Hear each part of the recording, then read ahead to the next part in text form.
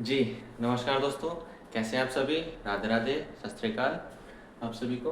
दोस्तों, मैं जानता हूँ आज थोड़ा सा मैं लेट हो गया हूँ वीडियो बनाने में, लेकिन कुछ कार्य थे इस वजह से लेट हो गया हूँ। आज हम, जैसा कि मैंने वादा किया था, डेली मैं आपके लिए क्लासेस यूपीटेट ईवीएस की लेकर आऊँगा। आज हम उसका दूसरा टॉपिक जो हमने छोड़ा था ना, वो आज शुरू कर रहे हैं। तो चलिए शुरू करते हैं। मैं जल्दी से हेडिंग लिख लेता हूँ, यूपी टेट ईवीएस।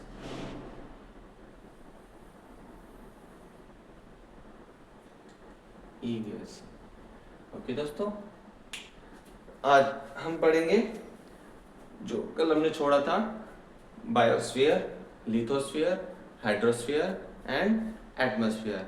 किसी को याद है कल हमने क्या क्या पढ़ा था? कल हमने एनवायरनमेंट की डेफिनेशन पढ़ी थी। फ्रेंच भाषा के एनवायरनर से ये शब्द निकला था। फिर हमने पढ़ा था कि एनवायरनमेंट होता क्या है, किन किन कंपोनेंट से मिलकर बनता है, जिसमें biotic, abiotic and man made, आपको मैंने सारे कंपोनेंट आपको एनवायरनमेंट के बताए थे। उसी का आज सेकंड टॉपिक है, जिसका नाम है हमारा बायोस्फीयर।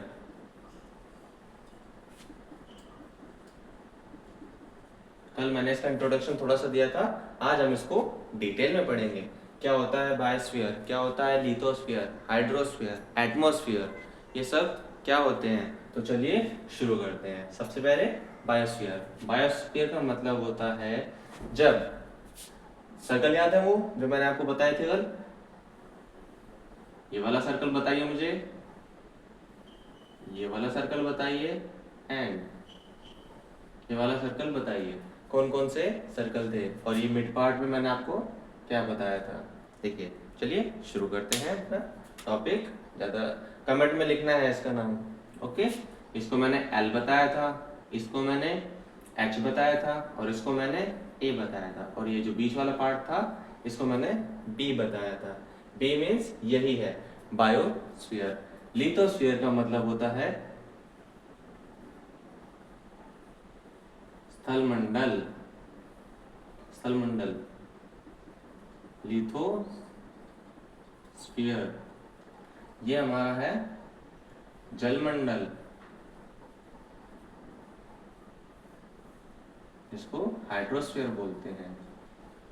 क्या बोलते हैं? हाइड्रोस्फीयर। और ये हमारा है वायुमंडल। वायुमंडल अर्थात एटमॉस्फेयर। अगर आपको दोस्तों इन सबके नाम पता थे तो कमेंट में जरूर लिखिए एटमॉस्फेयर। जब लिथोस्फीयर मीन्स स्थलमंडल, जलमंडल, वायुमंडल, ये तीनों अजैविक घटक हैं हमारे एनवायरनमेंट के। जब ये तीनों एक जगह पे मिलते हैं, इसको हम बायोस्फीयर बोलते हैं। ये जो दिख रहा है ना बीच वाला पार्ट दोस्तों, यही हमारा बायोस्फीयर है। और यहीं पे उत्पन्न होता है जीवन। हर वो चीज जो जीवित है वो बायोस्फीयर में ही बनेगी, क्योंकि जीवन यहीं पे संभव है। अकेले जलमंडल में जीवन संभव नहीं है, एटमॉस्फेयर में भी जीवन संभव नहीं है, ना ही लिथोस्फीयर में। जब ये तीनों कंपोनेंट जो हमारे अबायोटिक कंपोनेंट है एनवायरनमेंट के मिलते हैं आपस में, तो अर्थ पे जीवन आता है। समझ गए दोस्तों? इसी में हम अपना पहला टॉपिक बायोस्फीयर समझ में आ गया आपको। एंड अब हम इन तीनों को डिटेल में पढ़ेंगे। बायोस्फीयर में सारे लिविंग ऑर्गेनिज्म आ जाएंगे।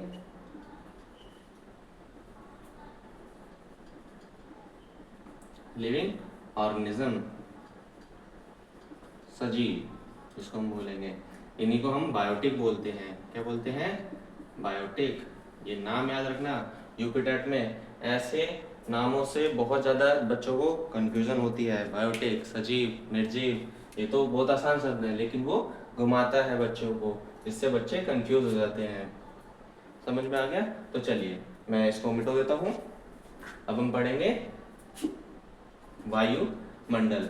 क्या होता है वायुमंडल? फिर हम पढ़ेंगे जलमंडल एंड स्थलमंडल। आज हम पढ़ेंगे वायुमंडल बिल्कुल डिटेल में, सरल भाषा में, जिससे यूपीटेट में आपको तुरंत चीजें याद बनी रहे। तो देखिए क्या होती है वायु। सबसे पहले आप मेरे को दो चीजें बताइए, एयर और विंड, इन दोनों में क्या डिफरेंस होता है दोस्तों?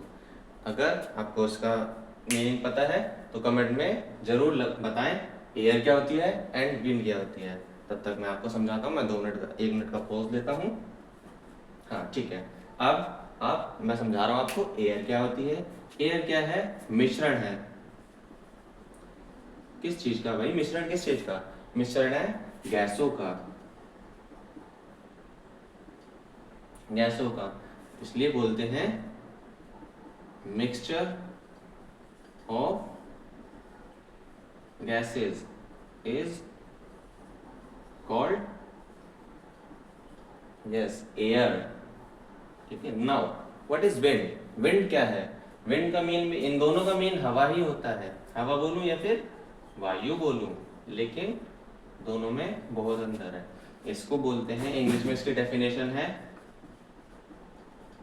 Moving air is called wind. समझ में आया दोस्तों क्या होती है? जब हवाएं चलती हैं स्पीड में तब हम उसको विंड बोलते हैं। अभी इस रूम में हवा कहीं से नहीं आ रही है तो यहाँ पर हम इसको क्या बोलेंगे? एयर बोलेंगे। लेकिन जब हवाएं बहुत तेज गति से चलने लग जाए तो हम उनको क्या बोलेंगे? विंड बोलेंगे। समझ में आया दोस्तों? अब इन्हीं वायुमंडल में क्या है? Air. Air means mixture of gases. तो कौन कौन सी गैसेस हैं हमारे वायुमंडल में, तो हम उसको यहाँ पे बताते हैं आपको। सबसे पहले यहाँ नहीं, राइट से लिखते हैं। सबसे पहले हम लिखेंगे N2। बता सकते हैं इसका नाम क्या है? फिर हमारी क्या? O2, देन AR एंड उसके बाद CO2। अगर आपको इन सबके नाम पता है तो दोस्तों कमेंट में जरूर लिखें, मैं आपको समझा रहा हूँ। N2 सबसे ज्यादा हमारे वायुमंडल में किसकी मात्रा है? N2 की मात्रा है। N2 का मतलब होता है नाइट्रोजन। क्या मतलब है? तो नाइट्रोजन गैस है ना, वो सबसे ज्यादा है, सबसे ज्यादा इसका उपयोग हुआ है। इसी को हम लाफिंग गैस भी कहते हैं। और हमारे जो पेड़ पौधे हैं सबसे ज्यादा इसी गैस पर निर्भर भी हैं। CO2 तो चाहिए ही उन्हें, नाइट्रोजन भी चाहिए, लेकिन वो एटमॉस्फेयर से नहीं लेते हैं, बहुत कम मात्रा में एटमॉस्फेयर से ले पाते हैं वो। ठीक है दोस्तों, नाइट्रोजन है। फिर उसके बाद हमारा 21% अप्रोक्स क्या है? ऑक्सीजन है। क्या है? ऑक्सीजन है ना। आर्गन, आर्गन ये भी एक इनहर्ट गैस है। इनहर्ट मतलब अक्रिय गैस है। ये मिक्सचर गैसेस में है लेकिन ज्यादा इतनी सक्रिय नहीं है। ये क्या है? अक्रिय है। ठीक है, तो इसका नाम क्या है? ये आर्गन है। आर्गन है 0.93%, इसको आर्गन। नाउ CO2, CO2 मतलब ये हमारी 0.03 भी कहीं कहीं किसी किसी किताब में लिखा हुआ है, और 0.07 भी हमारे बहुत सी किताबों में लिखा हुआ है, जिसको बोलते हैं कार्बन डाई ऑक्साइड। उम्मीद करता हूँ दोस्तों आपको समझ में आ रहा होगा। अगर चीज़ें अच्छी लग रही हैं, समझ में आ रही हैं, आसान भाषा में समझ में आ रही हैं, तो इस चैनल को लाइक करें, सब्सक्राइब करें दोस्तों। अब हम आगे बढ़ते हैं अपनी वीडियो में। समझ आया? तो ये मिक्सचर है, ये सारे मिक्सचर इस एयर में प्रेजेंट है, और ये एयर कहाँ है? हमारे एटमॉस्फेयर में है। इसको वायुमंडल बोलते हैं। समझ में आ गया? नोट डाउन कर लीजिए, कमेंट में इनके पूरे नाम मैंने आपको बता दिए, लिखिएगा। ओके दोस्तों, चलिए आगे बढ़ते हैं। मैं इसको जल्दी से मिटा देता हूँ। वायुमंडल। नाउ अब हमारी जो अर्थ है ना दोस्तों, अर्थ ना हमारी, ये जैसे हम इसको नॉर्मल अर्थ मानते हैं, तो अर्थ भी क्या है? कवर्ड है। किससे? इसी वायुमंडल से। इसने मतलब हमारी अर्थ के चारों ओर सराउंडिंग्स में क्या है? एयर कैप्चर है। किस वजह से? ग्रेविटी की वजह से। ये जो एयर है हमारी जो चलती है, विंड जिसको बोलते हैं, वो हमारी अर्थ पे चारों तरफ है, तो और लेयर में है। उन्हीं लेयर को अब मैं आपको पढ़ाने वाला हूँ।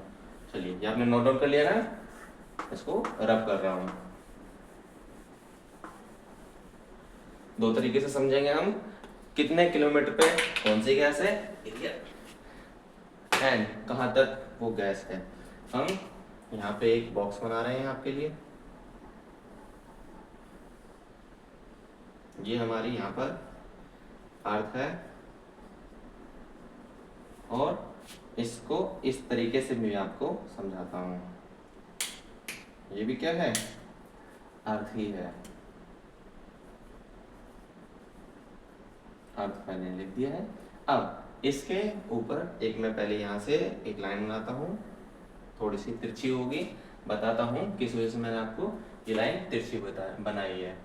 देखिए, हमारी अर्थ जो है वो कैसी है, आप कमेंट में हमारी अर्थ का शेप का नेम बताइए। क्या हमारी अर्थ सर्कल है, स्फीयर है, या जियोइड है? ये तीनों मैंने आपको ऑप्शन दिए हैं, कमेंट में हमारी अर्थ की शेप का नाम बताना दोस्तों। तो ये क्या है, नॉर्थ पोल, और ये नॉर्थ, ये हमारा साउथ पोल, और ये क्या है, हमारी इक्वेटर है। इक्वेटर है, ओके। इक्वेटर पे और नॉर्थ और साउथ पोल पे हमारे जो सबसे पहले लेयर है ना, इसको हम क्या बोलते हैं, ट्रोपोस्फेयर बोलते हैं। क्या बोलते हैं, ट्रोपोस्फेयर। हिंदी में भी मैं आपको नाम बताऊंगा, परेशान नहीं होना दोस्तों। मुझे पता है यूपी में हिंदी ज्यादा प्रिय है लोगों की, हमारी मातृभाषा भी है, लेकिन दोनों भाषा में जब आपको समझाएंगे, इंग्लिश में आपको समझ में आएगा। इसको बोलते हैं क्षोभ मंडल। पहली जो लेयर है ट्रोपोस्फेयर है। अब पता है मैंने ये आपको तिरछी क्यों बनाई है, यहाँ से समझिए।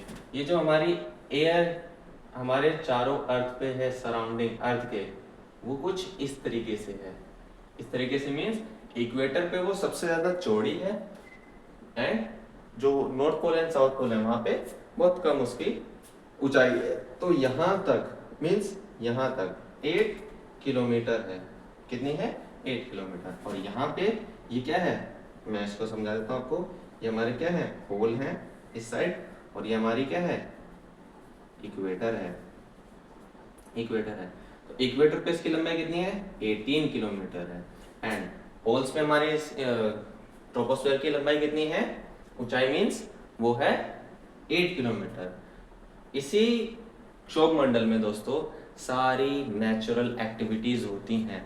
नेचुरल एक्टिविटीज का मतलब है जितनी भी प्राकृतिक अभिक्रियाएं होती हैं हमारे, जैसे बिजली कड़कना, बारिश होना, हवाएं तेज गति से चलना, आंधी तूफान आना, वो सारी क्रियाएं इसी क्षोभ मंडल में होती हैं। और यहीं पे वायु का दाब सबसे ज्यादा होता है हमारे क्षोभ मंडल में। नाइट्रोजन की मात्रा भी सबसे ज्यादा इसी क्षोभ मंडल में होती है। अगली जो लेयर है उसको मैं बिल्कुल सीधा बनाऊंगा, अभी समझाता हूँ क्यों बोलते हैं इसको। इसको बोलते हैं स्ट्रेटोस्फेयर। क्या बोलते हैं, यहाँ पे लिख देता हूँ, ट्रोपोस्फेयर, ये क्या है, स्ट्रेटोस्फेयर। स्ट्रेटोस्फेयर मीन्स समताप मंडल। वहां पे भी लिखूंगा, 1 मिनट समय दीजिए मुझे। अगली लेयर हमारी कौन सी आएगी, ये वाली जो लेयर आएगी वो इस तरीके से बनेगी। ये कौन सी है, स्ट्रेटोस्फेयर है। कौन सी लेयर है, स्ट्रेटोस्फेयर। ये मैं मिटा देता हूँ ताकि कंफ्यूजन ना हो बच्चों को, हमारे दोस्तों को, भावी अभ्यर्थी जो यूपी टाइप के हैं, भावी शिक्षकगण हमारे, अच्छे से मिटा देते हैं। ओके, स्ट्रेटोस्फेयर हिंदी में क्या बोलते हैं इसको, अभी बताया मैंने, समताप मंडल। समताप मंडल का मतलब है दोस्तों, पहले इसकी ऊंचाई देखते हैं कितनी है। ये है 50 किलोमीटर। कितनी किलोमीटर है ये, 50 किलोमीटर है। अर्थ से 50 किलोमीटर जब ऊपर जाएंगे ना, तब हमें कौन सी लेयर मिलेगी, स्ट्रेटोस्फेयर की लेयर मिलेगी। ये इक्वल है दोनों साइड, 50 किलोमीटर इस साइड भी और 50 किलोमीटर पोल्स पर भी, इसीलिए तो हम इसको क्या बोलते हैं, स्ट्रेटोस्फेयर मींस समताप मंडल। दोनों साइड बराबर है हमारे, पोल्स पे भी एंड इक्वेटर पे भी। समझ में आ रहा है दोस्तों, उम्मीद करता हूँ आपको समझ में आ रहा होगा। एंड इसी के पास, स्ट्रेटोस्फेयर के पास हमारी एक बहुत ही इम्पोर्टेंट लेयर जो हमें प्रोटेक्ट करती है सन की यूवी रेज से, वो होती है, इसको बोलते हैं हम, मैं ऐसे बना दे रहा हूँ, इधर भी इस तरीके से बना दे रहा हूँ। ओके, कोई बता सकता है ये वाली लेयर कौन सी है जो हमें प्रोटेक्ट करती है सन की यूवी रेज से? कमेंट में उसका नाम लिखिए, जिसका नाम है ओजोन। ओजोन, इसको हम O3 से भी डिनोट करते हैं। जब ऑक्सीजन के 3 एटम मिलते हैं ना, तब हमारी ओजोन लेयर बनती है। यहीं पर इसी स्ट्रेटोस्फेयर से जस्ट नीचे ओजोन लेयर है। ये हमें सन की यूवी रेज से, सन की जो यूवी रेज आती है ना, जिनको अल्ट्रावायलेट बोलते हैं, अल्ट्रावायलेट रेज एंड बहुत सारी रेज होती है जो हार्मफुल होती हैं, अगर हमारी ये ओजोन लेयर नहीं होती तो वो सारी लेयर को पार करके किसके पास आ जाती? अर्थ के पास आ जाती, और हमें बहुत से डिजीज, स्किन डिजीज हो जाते। इवन हमें नहीं, प्लांट्स को, एनिमल्स को, एंड हमारे एटमॉस्फेयर में बहुत सारे डिजीज उत्पन्न हो जाते हैं। तो ये ओजोन लेयर है। ओजोन लेयर की मोटाई है दोस्तों, एंड ये कितनी दूरी पर है? 20 से 25 किलोमीटर दूरी पर है। इतनी मोटी है। इसकी मोटाई को नापने के लिए जिस का उपयोग करते हैं उसको बोलते हैं डोप्सन। क्या बोलते हैं? डोप्सन।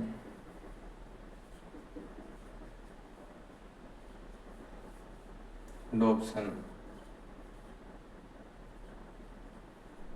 स्पेलिंग गलत है शायद, डोप्सन बोलते हैं। ओके, डोप्सन बोलते हैं। और स्पेक्ट्रोफोटोमीटर, आई थिंक इसका जो टूल है उससे यूज करते हैं। नेक्स्ट जो लेयर है हमारी, हाँ, इसी लेयर में प्लेन्स, मीन्स हमारे जितने भी प्लेन है ना, वो इसमें उड़ते हैं। ये जो लेयर है हमारी बहुत ही शांत लेयर है। यहाँ पे कोई क्लाउड फॉर्मेशन नहीं है, स्काई बिल्कुल क्लियर है।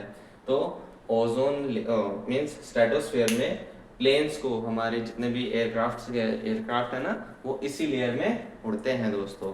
क्यों? क्योंकि ये बहुत शांत लेयर है, बिल्कुल क्लियर व्यू दिखता है। समझ में आया दोस्तों? यहाँ पर मैं लिख देता हूँ इस साइड भी, ये क्या है? यहाँ पे प्लेन्स उड़ते हैं, planes, hot air balloon. Okay, ये सारी चीजें यहीं पर होती हैं। नेक्स्ट जो लेयर आ रही है हमारी, वो है हमारी 80 किलोमीटर के अप्रोक्स, 80 किलोमीटर, यहाँ पर भी 80 किलोमीटर। इसको क्या बोलते हैं? मेसोस्फीयर। क्या बोलते हैं इसको? मेसोस्फीयर।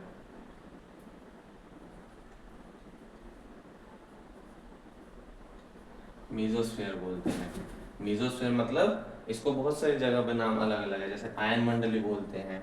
आयन मंडल, यहाँ पे कौन सी लेयर आएगी? मेसोस्फीयर आएगी। कौन सी लेयर आएगी? मेसोस्फीयर।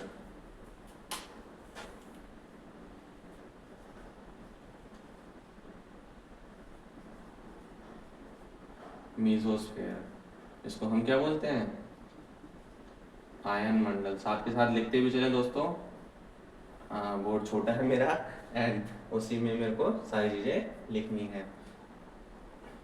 मेसोस्फीयर। अब मेसोस्फीयर में बहुत अच्छी एक एक्टिविटी होती है। मेसोस्फीयर हमारी सबसे ठंडी लेयर भी है। ये कैसी है? सबसे ठंडी है। कोल्डेस्ट लिख देता हूँ मैं यहाँ पे। ओके, ये हमारी कोल्डेस्ट लेयर है। क्यों है? यहाँ पे हम एक चीज और बता देता हूँ आपको। अगर हम अर्थ से 165 मीटर, कितना? 165 मीटर ऊपर जाते हैं ना, ठीक है, यहाँ से मान के चलो ये इतना, ये 165 मीटर हो गया। तो यहाँ पे पता है क्या होता है? 1 डिग्री जो टेम्परेचर है वो डाउन हो जाता है। तो मतलब जितना हम 165 मीटर ऊपर जाते हैं ना, तो जो टेम्परेचर है वो फॉल करता है। फॉल कितना करता है? 1 डिग्री सेल्सियस। हर 165 मीटर पे हमारा 1 डिग्री टेम्परेचर कम होता है। ओके, समझ में आ रहा है दोस्तों? उम्मीद करता हूँ अच्छा लग रहा होगा आपको।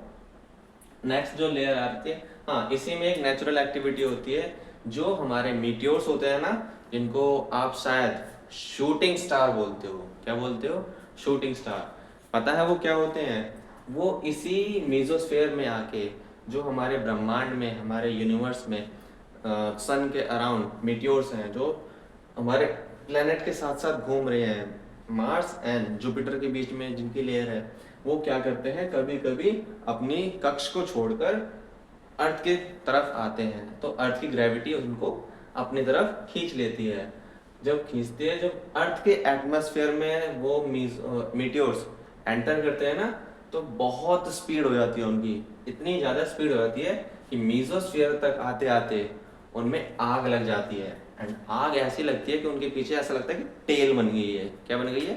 टेल। वही हमें रात में क्या दिखते हैं, शूटिंग स्टार बनते हुए दिखते हैं। फिर हम उन पर क्या करते हैं, विशेष मांगते हैं, हे गॉड इस बार मेरा यूपी टेट क्लियर हो जाए, जल्दी से मेरी नौकरी लग जाए। ऐसी आप भी करते हैं, सभी करते हैं, ये बात। शूटिंग स्टार होते हैं। फिर कौन सी आती है, कितनी लेयर हो गई?